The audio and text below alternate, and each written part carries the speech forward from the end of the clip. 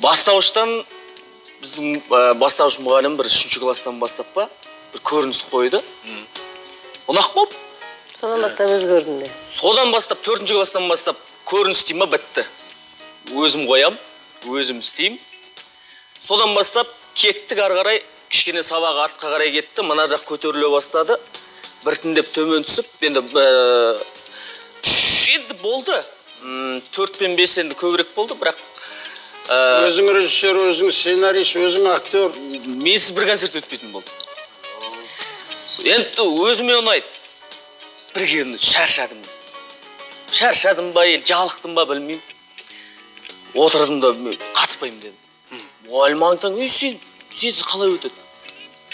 Болды дедім, мен орыс жоғысына қатыспаймын, мен шаршадым. Демалам мен. Қой. Шын айтам, ауданға барасың, Ақсуатқа барасыңдар концертпен деді. Жоқ, қатыспаймын.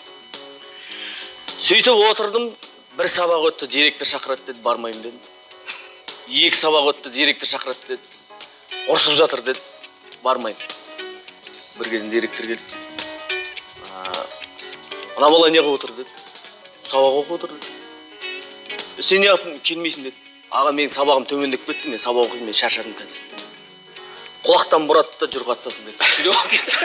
Содан бері әлі тоқтай алмай жүрмін десең. Маман Байсеркенов ағамыздың шәкірті.